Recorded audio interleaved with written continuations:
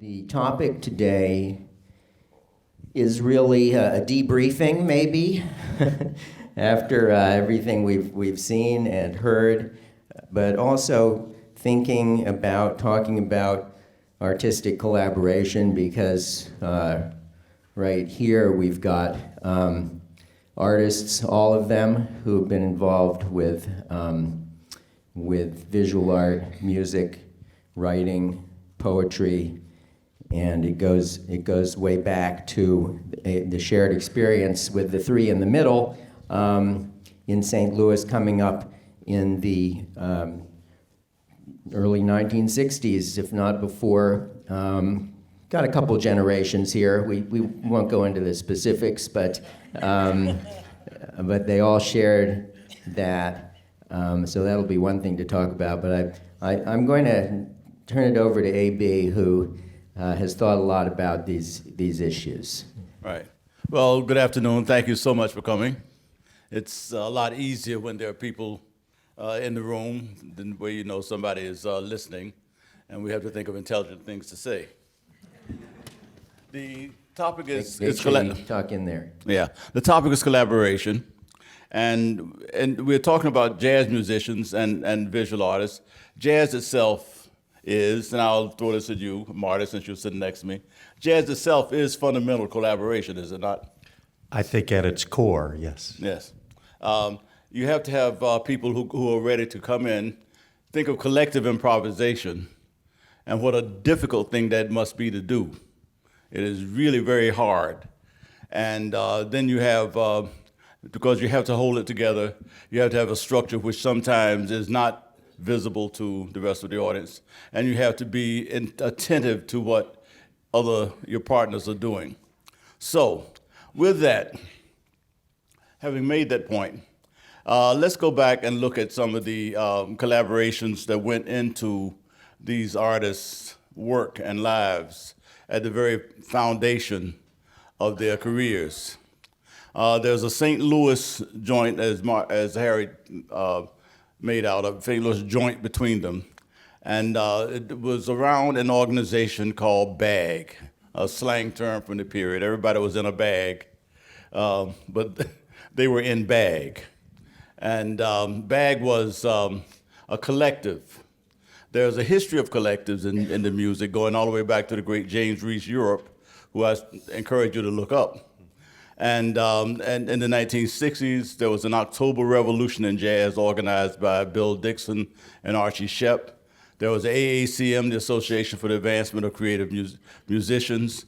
And there was, in St. Louis, there was the Black Artists Group. Now, let's ask our painter, since he is the star of our show.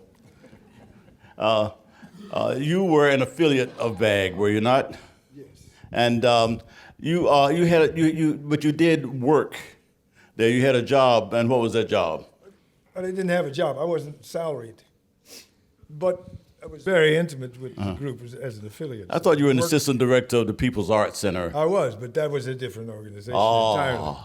That was sponsored by the city and the elites in the city for the poor, and we ran that for the students, young people, very young people, to have some experience with the arts, And we also hired artists and a number of people who became involved in BAG were, of course, involved in that because St. Louis is a close community. So we knew each other. All right. Now, Oliver, you were at the very foundation of BAG, were you not? Yes, I was. I had actually taken a trip to Chicago, but prior to that, the musicians in St. Louis used to have a jam sessions almost daily in Forest Park, right out front of the St. Louis Art Museum. And then I made a trip to Chicago and met the art ensemble of Chicago and the AACM and Richard Muhal Abrams, and they had started the AACM. And I liked the fact that they were formally organized themselves as a group. So when I got back to St. Louis, I called Julius and other players who used to get together daily and play. Julius Hemphill. And then said, why don't we form a section of the ACM in St. Louis. And Julius said, no, let's start our own group, and we started the Black Artists Group. But unlike AACM, which was devoted entirely to music, by the way, AACM is still going on. It is still working. That's one of the rare things that happen. But and they were very broad. They talked about music broadly. I mean, they had everybody from popular musicians, soul singers, all the way up through the most mainstream jazz musicians, all the way to the most creative avant-garde work that was going on in the period. Has been produced by AACM. But unlike AACM, BAG was collaborations across disciplines. Right, artists, dancers, poets, musicians, drummers, theater. So we involved all the arts into what we were doing, and we were fortunate enough to get our own building and present ourselves on a monthly basis. And the collaborations that we did with Oliver Jackson and Julius Hemphill and numerous other players who were there, it was a time for us to really hone our skills in collaboration, and as well as with the various disciplines that were involved. Okay, why don't you take us through you and Oliver Lee? Take us through how I know they used to call you that when you were a kid. No, they didn't. They called me Jackson. Oh, Jackson. Okay, yes, as in Solid Jackson. Yeah. Well, whatever it was, Yeah. it would All not. right, well, let's talk about leave. specific production. Jean Genet's play The Blacks, which I'm sure many of you know, have read or possibly seen. I don't think it's been done around here in a long, long time, was one of the early productions. How did that work? How did you guys go about putting it together? It was a long time ago, so it's really different. I'm trying to give information that's correct and not just off the top of my head. So you can tell them about Malenke was one of the theater people, and he was also writing his own work. It's a poet named Malenke Elliott. Yes, Malenke Elliott, and he, of course, went on to become a professor in the theater. Where was that? It is in Oregon. Oregon, yeah. Yeah, And he wrote his, as part of BAG, he wrote the Black Theater Notebook. that's right. Which is one of the first sort of theoretical studies of how Theater should be theater should be done. according to the aesthetics of the Black Artists Group. Exactly. So he was doing that. I would make the sets after understanding the concept, and I don't remember quite what it looked like, but the materials that we had would tend to be materials like plastic sheeting, clear, that you could buy commercially, cardboard that you could get free, and we had platforms that you could change the level of the theater setting, and of course paint. And it was before theater of Poveri, that whole style was there. It was because we didn't have money. So what was important for me, we knew what the demands were. So what the music. Povera was not a style. Povera was No, it was a a necessity. necessity. Right. But that's when the learning began. Because of the limitations, you had to be very, very clear of what the point was, how you could get to, so that the materials accented the point of the play. And you had to be beautiful too. So that was the real learning process. What the musicians demanded and what they had to have. What positions that worked for everybody. You couldn't interfere with the theater people acting. The costumes, we had to get it together very reasonable. I mean, paint and paper and stuff like that. But it made for a very exciting learning period in which you had to consider what it is you had in terms of resources and focus, what the point it had to be made that was uppermost. And so everything had to work. So you had to relearn. It wasn't like academia. It really was different. So the cross learning was exciting. So you couldn't be egotistically locked into your own discipline to the expense, that's the real point, of the point, which was the play for the community and the way you wanted to present it. You got it. We were actually doing the production of the Blacks at Forest Park Community College. And that put us in touch with a lot of actors and dancers. So when we formed the Black Artist Group, we used the core of people that were involved in the play that we were doing at that particular time. And what was the musician's role in the production? We were providing music, and some of us did acting as well. Okay. You know, you didn't hear Oliver Lee Jackson say back up. That shows some tension that is always part of collaboration, right? Just wanted to out you on that one. Well, my role was back up too. It was about really the piece, you know. Right. Okay, but in Baggs Productions, especially the original pieces that you put up, I understand that there was largely improvisation in the writing and the development of dancing, the staging, and the visual components as well as the music. It was largely improvised productions. Well, the music was improvised, but a lot of the theatrical productions were all written and planned out. And a lot of the music was composed as well to accommodate the performances. Well, some of the people who've been writing about Bagg have been lying on you. No. Well, they make the assumption, though. There's an assumption made, and you say jazz, that improvisation is what is. It is fundamental, but not in the way people think. It's not off the top of your head. In Bagg, there was a lot of planning before there was a real planning, writing, and the improvisation would take place in the practice with the dancers and all.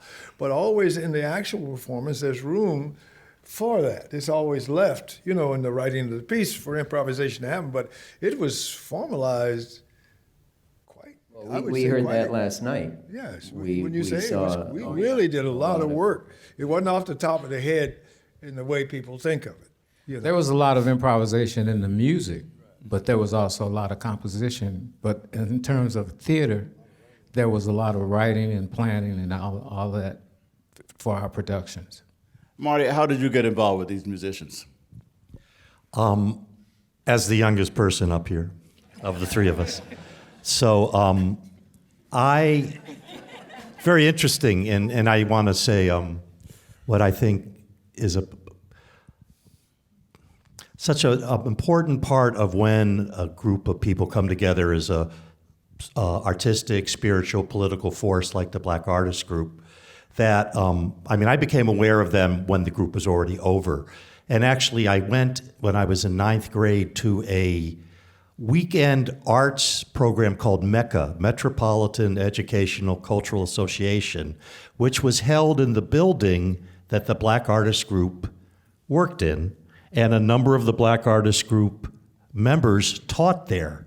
So I took a drama class when I was in 9th grade with Malenke Elliott. He says I was awful as an actor, but I would just listen to the music, and one day he handed me an Ornette Coleman record and said, "Take it, it's yours." And Which record was that? it was The Empty Foxhole. But Tough record. the point is that the energy that Bagg had created was fully there, and I performed a lot with poets, the multidisciplinary thing. I performed under the rubric, a group continued called the Human Arts Ensemble, particularly a saxophonist named Jim Marshall. Oliver's on a couple of the Human Arts Ensemble records. And I first met Oliver, we actually made a record together called Under the Sun. I was still in high school. It was a real thrill for me. Lester Bowie was on it, J.D. Perrin. And then, but by the time I sort of came on the scene, Oliver and Julius Hemphill, I'd already left St. Louis. I got to know Julius and Oliver and all the ACM players when I moved to New York 4 years later. Before I went there, I had this, because I like to give props to my teachers, an amazing education at the New England Conservatory with the brilliant George Russell and Jackie Byard and Gunther Schuller and them. And then when I moved to New York, literally I began to perform almost full time with the musicians from St. Louis and Chicago. And I always felt very fortunate that I had made these friendships and connections before getting to New York, because a little bit like we talked, New York cannot be the easiest place to start things. And we've stayed friends forever. So even your formative years were spent with musicians who were opening the forum, who were expanding the music, who were looking to other ways of making music, incorporating that into jazz. Yeah, I like I said, one of the first live sax players I ever heard was this gentleman here. I feel very blessed for that. But for me, the new jazz reflected what was going on. It reflected the civil rights movement. It reflected the black arts movement, the protests against the Vietnam War. It was the music that gave expression to the tenor of the times. I worked backwards from there throughout the history.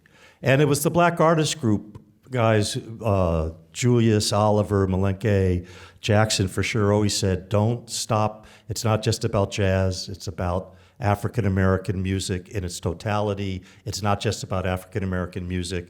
It's about, you got to know about everything. You got to read. You guys were always pushing, this is not about learning a couple tunes. This is about having a world view. And I think that really permeated the St. Louis scene. Now, Oliver Jackson, one of your first collaborations was with Julius Hemphill, was it not? Yeah, I guess so. The reason I'm being hesitant, I'm really trying to remember. We did a lot of things, right? But if you say the first one, I wouldn't say that. you know what I mean. I'm trying to figure out what was the first one. You had a very close relationship. We were very close. Yeah. We did a lot of talking, and it was like you could call it theoretical talk, and it covered the concept called modality. In music, that's a term that applies to modulation in music, a particular mode, but the way we were speaking of it's like a reality. What does a reality require? A particular reality. So we were discussing the idea that there are many realities. And if you step into one, what does it require? What are the limitations? And if you can hew to them, the aesthetics fall out of that. So we were really trying to figure out how modality could give clarity to aesthetic choice and be original inside that mode, not having to draw outside of itself for reference. So it's like being on Mars, living inside Mars, not looking to Earth to understand Mars, finding fully what Mars requires. And so what he mentioned is we're exploring what Africanness is, not as the United States and America sees it, but how do we see it? So we have to explore ourselves. We assume we're African American people, and that's the thrust, but we have to explore ourselves. Just to, what does it really mean to bring forth that sensibility in a work? It's not in opposed to anything. It's like, what does that mean? So we have to find out. We got some clues, and the clues are ourselves. So we know we're on the right track, but the intimacy has to be known so that you can improvise with surety. So I mean, build on something. We're not just talking about blowing off steam, but the improvisation is coming from an extremely solid place. And so you have to get there. What is that place? You know, that kind of talk. So we were, Julius and I, Lake, the poets, they were all involved. The conversations were really, the word intellectuality is not good. It seems like a separation from the passion. It was passionate talk. It was serious, and they were practicing. We try it out. It wasn't conceptuality simply for exercising the brain. It was like, will this work? And it didn't a critique of what it is you were talking about. See, it's like you examining at the same time, like, no, that's not it. It doesn't feel right. With this kind of conceptualization is fundamental in this respect. It has to show itself objectively, and it has to satisfy what it is you think you're reaching for. So it's critical, it's fiercely critical. You have to be tight. When I say that, I mean it's not simply blowing off steam, it's simply being passionate because you are passionate. You have to have focus. And that focus requires that you bring it to the tightest and the clearest just as much as you can. So again, when you improvise then from that base, the improvisation is solid as a rock. You know, that's from your standpoint. That's before you hit the audience, so that when you play before them, you have surety. You know. All right, now you guys, you two have also actually all three of you have been involved in collaborations with this artist. Well, tell me about the work you did together, Oliver. Well, our work goes back many years when the Black Artists Group formed and was in motion. We haven't collaborated in recent years at all. Marty has had a collaboration more recent than I have with Oliver, but we go back 50 years when we were doing things together.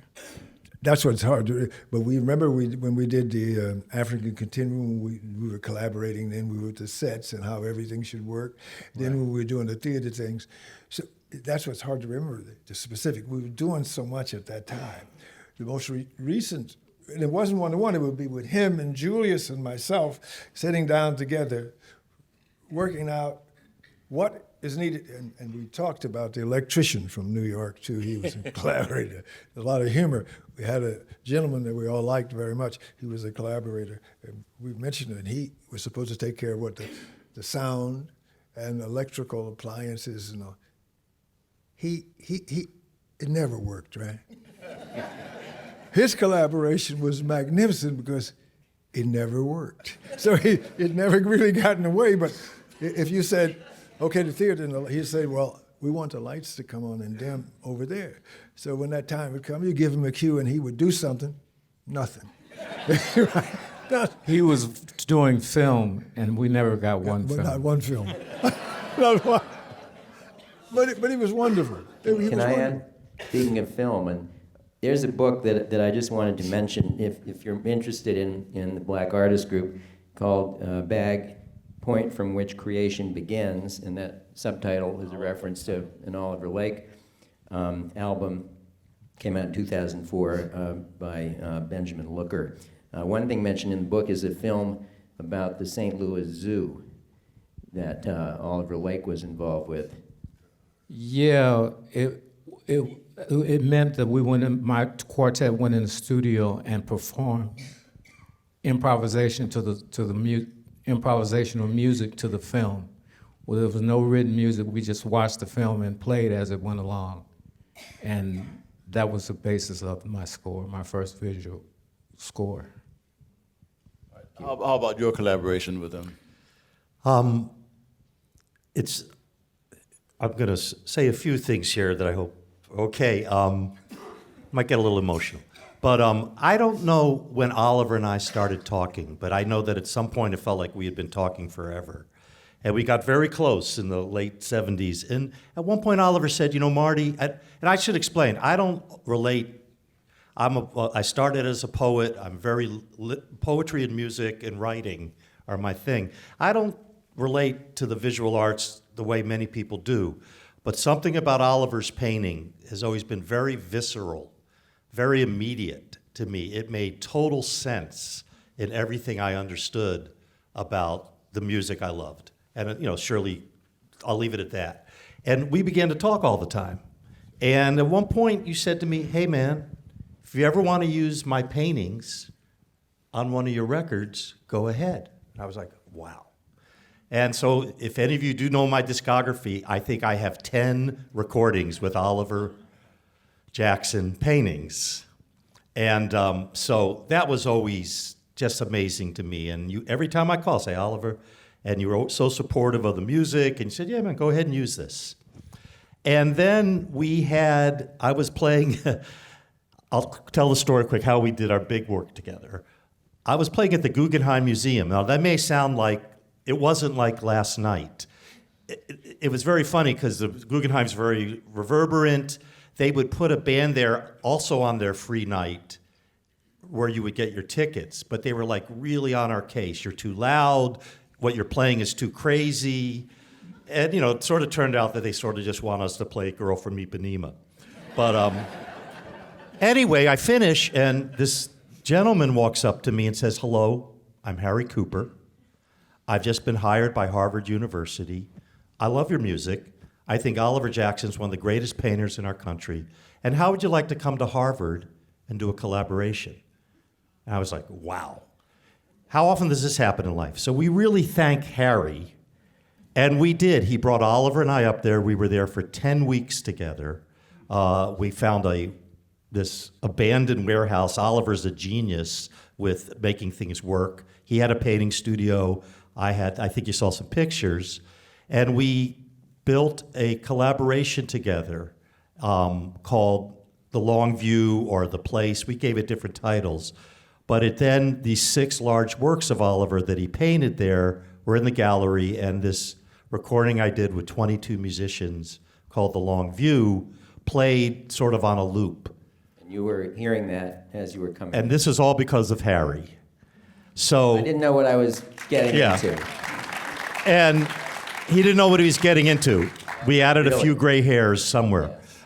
But to move up to today, being here today really feels an extension of what we did 20 years ago. Let me add one thing. Julius introduced me to you. Julius was the one Right, where because we you met. got to meet this guy. And so we did, and we talked. And that's the way it was happening then. You meet someone and you introduce them. You're fascinated what they're doing. I remember Lake when he was staying. You remember, where was it? Where you were staying, I met you, and they were playing in this cafe. You remember? And you guys were together. You and I used to have conversations about music and Coltrane and all that. Yeah. Before it all came together in bags. See, we knew each other and had been talking about things. It was a very exciting and interesting time. We were open, and it was. I think the biggest thing, you're open and anxious to expand in some way. Really, a lot of searching going on, don't you think? We're really trying to get a handle on who are we.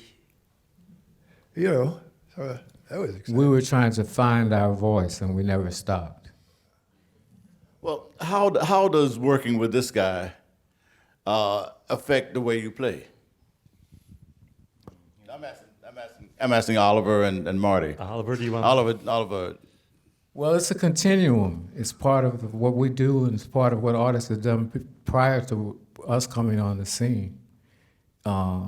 Again, it's about finding our voice and being original and never stopping and being open. And that's what he brings. Searching. I think that says it beautifully. And one thing that Oliver Lee, but when we were collaborating, Oliver, you really talked a lot, because I always knew about Oliver's love for music deeply, and he paints to music all the time. But we were very careful that the work we were going to do was in no way going to be literal, in the sense that this sound goes with that gesture. We worked very hard against that sort of obviousness. Does that make fair to say? We talked about that. Yeah, and we would talk about that at length.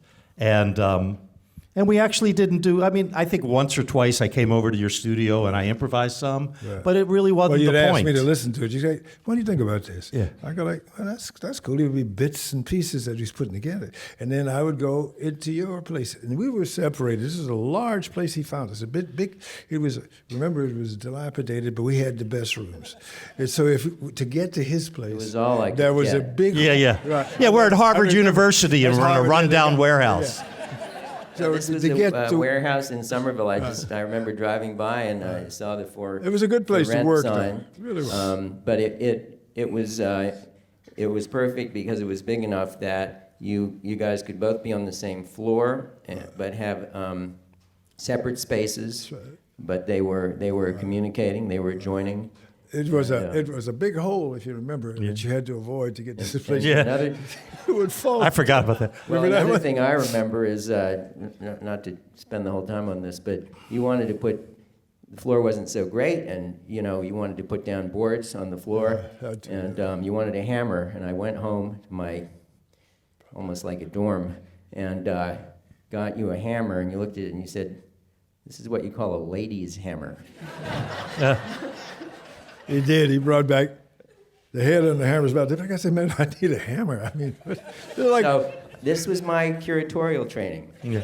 You know, one thing I learned about collaboration with Oliver, though, I wasn't aware that he painted on the floor, which he does. I also see he would put 6 coats of base. And one day I said, that doesn't look hard to do. You want me to help? He said, no. It's actually really specific. But then he starts to paint on the floor. And I would go and I just stand this one place. And what he was doing made no sense to me. And I got to admit, Oliver, I got worried. well, I was worried too. You say Maybe he's, I don't know, maybe he's lost it. I was worried the whole time because it took a long time for anything to start happening. Well, hang on a second. So he's doing this painting, and I just can't figure it out. And Harry walks in one day and goes, okay, where's the bottom of the painting? And I'd never thought about this because I'd sat in this chair, which was not that, because it's on the floor. And that was like really far out. And of course, I went to that side, the painting made unbelievable sense. Well, the thing is, most people are used to seeing the finished product. The making process Unbelievable. is very, very, most people have no idea. See, they're used to seeing the finished, as it should be. The making process is a lot of physicality.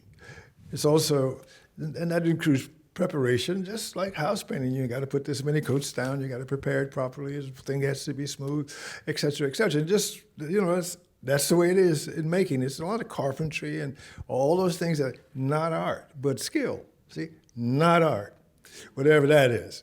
And then the way you begin a painting is the way musicians begin. What I learned from them is, how do you open this space up? This is not for people like what's being seen in the gallery. That's the end product. How do you begin? First mark. I learned from musicians. Now, what I learned, see, people always want to, you can't paint music. They make music. I make visual images. So I'm not painting no music because I'm listening to it.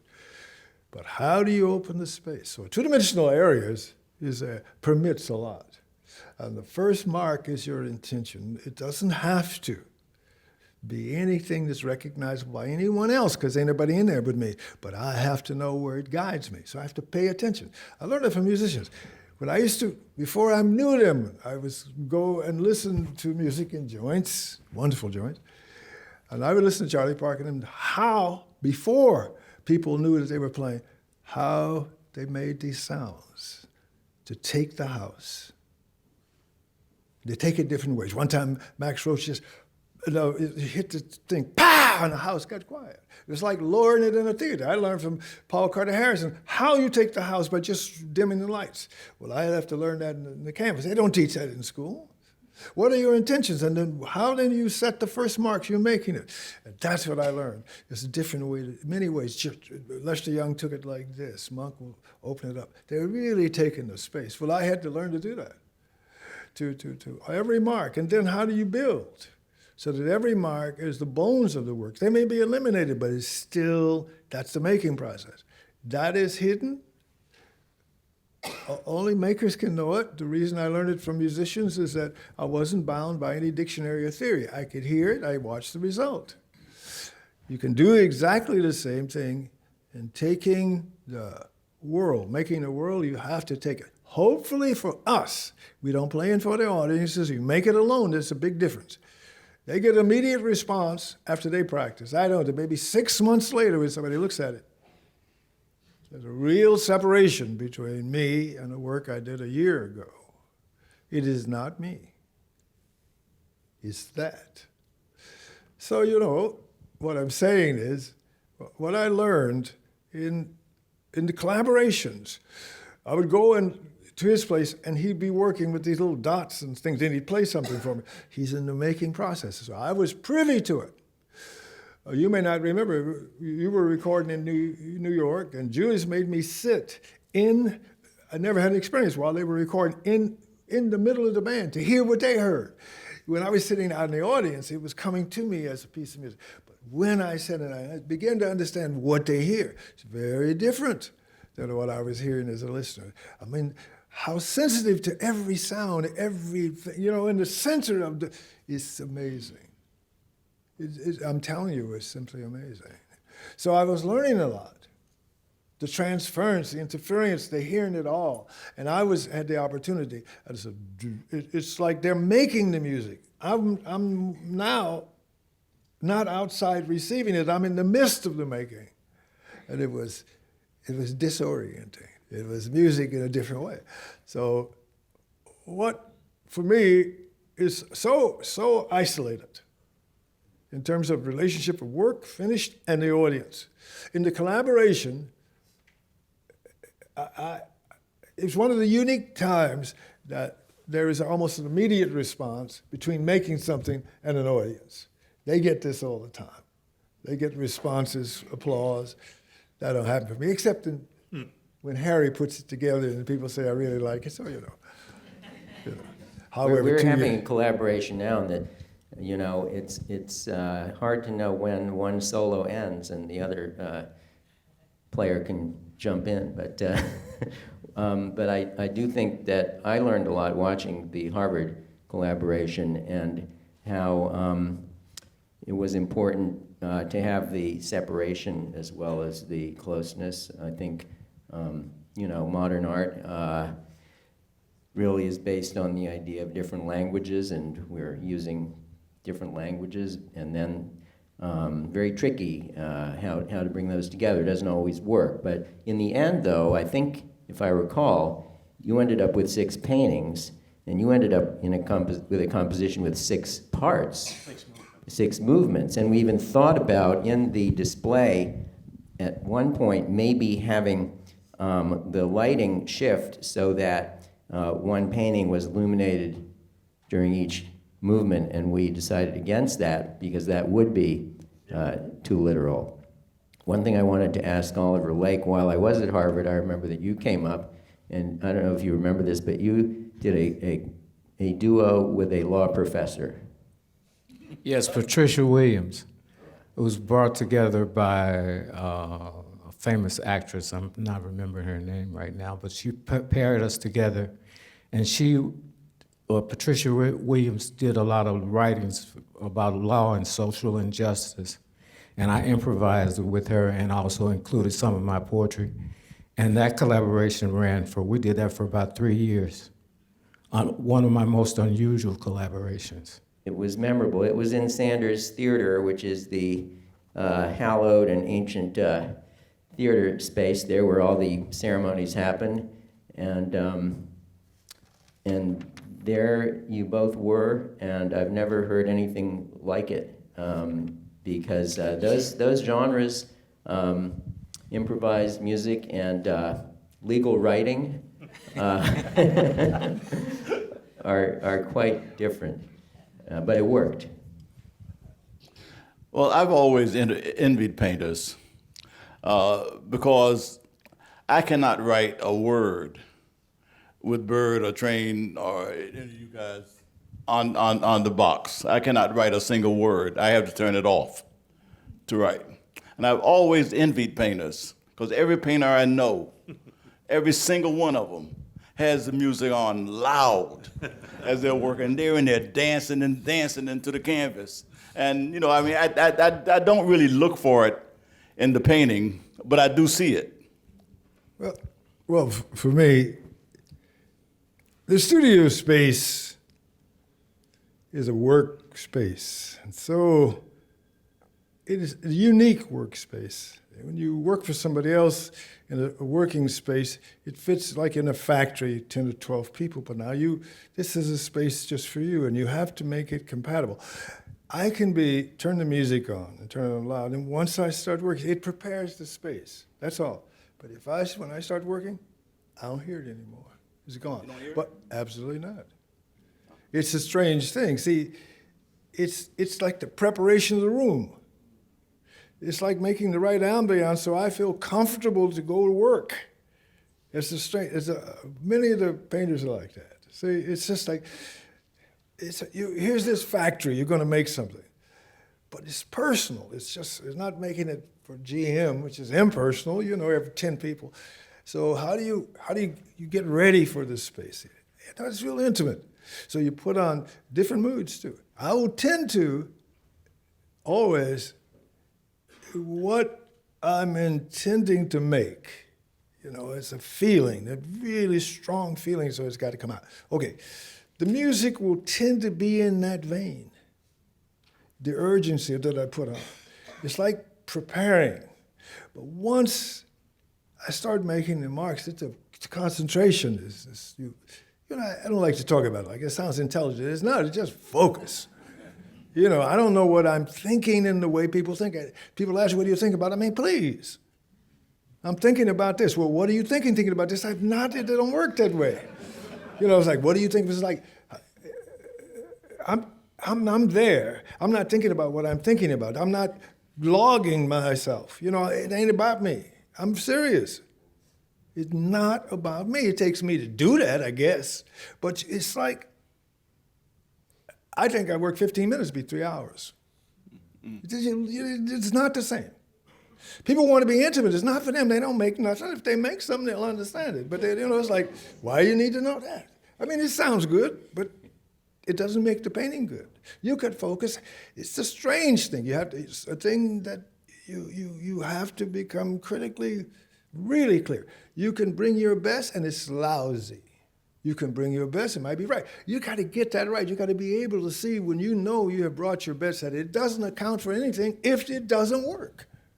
So you have to get up out of yourself to do that. Because generally, if you bring your best, you expect the best to be out there, but doesn't work that way, you know. And I heard musicians say that. I've heard them say, that wasn't very good. They make a self-evaluation. The audience might be clapping. I've heard them say, I went on tonight. Well, they have an expectation that's different. Am I making sense? Yeah. I mean, it's very much the same, you know. You know, that's very interesting, Harry. I mean, jazz is fundamental to modernism. Harry can talk about for hours. I mean, from the point from World War I on, when Europe took the Harlem Hellfighters band to Europe and stayed in France, and all the jazz exodus to Europe, all the modernist painters ate it up, and they tried very hard to paint like jazz. Picasso famously said how he wanted his planes to be like jazz riffs, you know, and every single, even all the movements, tried to get the jazz feeling, the immediacy, the improvisation, the spontaneity. Right. That was considered fundamental modernism, but it was not. It's a different approach than the one you made. Well, a lot of artists came to grief, you know, trying to paint jazz, I think. Mimicking, yeah. I think the ones who saw it much as you're saying, as a kind of parallel world. Well, for the Europeans, it was exotica. That's the reason they missed the point. Well, they didn't all miss the point. There was No, I didn't say, but most of them did. Picasso didn't miss the point. Picasso is a painter. Yeah. He got it. Mondrian didn't miss the point, No. and Stuart Davis didn't miss the point. But I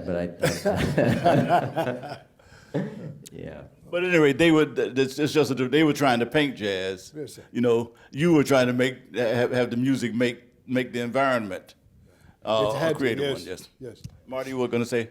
I think it's interesting, just to widen the screen a little bit, in that musicians talk a lot about colors when they describe their music. Yet, one of the fundamental, in many ways, painting or the visual art and, painting in particular, music, are totally different in that music has to be experienced through time. While though you look at a painting over time, it does present itself in a totality. And that's always fascinated me. It was a thing that I had to think a lot about when we did our collaboration, because I had no control over when someone walked into the gallery. Like, you know, if it's a 2-minute shape that's going over time in music, I had no control of them starting at the beginning like you would in a concert. So that posed some interesting aesthetic questions. And I don't think this means anything. I think people are equally moved by both, but it's important to think that music happens through time, and that's why you can't think of it so literally. there's many more deeper spiritual, philosophical connections. One thing I wanted to ask Mr. Lake, we were saying earlier, you have done poetry, did some of your poetry last night, painting, collaborating with yourself in a way, and so you've experienced several genres. Well, I think I'm an example of the fact that BAG was a school not only for me, but for the students that were there as well. But it was definitely my school, and I was influenced by the poetry, I was influenced by the visual arts, and of course the music, and I've continued to involve all of those elements in my performances throughout the years. So it's an exploration for me, and BAG was my school, is my school. Do you feel something, some gears shifting when you put down the horn and pick up a pencil? No gear shift. No, I have a phrase, put all my food on the same plate. It's all the same. So it's different levels of expression, but for me it's the same thing about exploring and being creative. When he talked about time in music, he was talking about mechanical time. It takes place, but in visual thing, there's always time, but it's psychological time. Every work visually makes the viewer have an internal time. Some are urgent, and the time is swift, and so just looking at them, all you gotta do, you could feel it. That's psychological time. See, in music, that happens too. Inside the mechanical time, which is 15 minutes, there is the psychological time, which could be eons in the experience. So that exactly the same. yes, that's where the collaboration can really fit. Even though he's looping the music, if it creates the mode, it is timeless. It's placed you in a world. The work, visual work, must do exactly the same thing. The media is different, but the objective is to hold you in a particular reality that's cohesive and is harmonious. So our gut thing is to make sure that the media, they're different, do their work to do that. That's when the collaboration really can live. You know. Outstanding. Yeah. Thank you all very much. A.B. Spellman, Marty Ehrlich, Jackson. Alice, it's a real honor to be here with A.B. Spellman. Let's hear one of the greatest writers we have in the country.